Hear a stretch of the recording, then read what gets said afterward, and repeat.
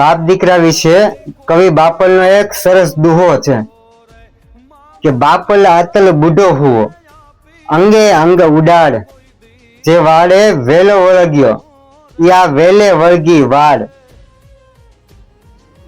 વાડ એટલે બાપ અને વેલો એટલે દીકરો.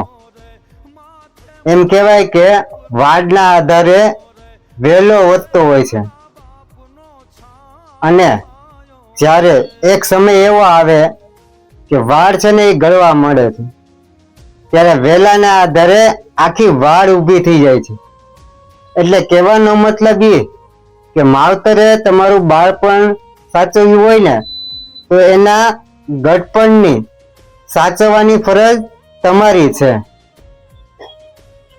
એટલે આ બાપ માટે વિડીયો શેર જરૂર કરજો.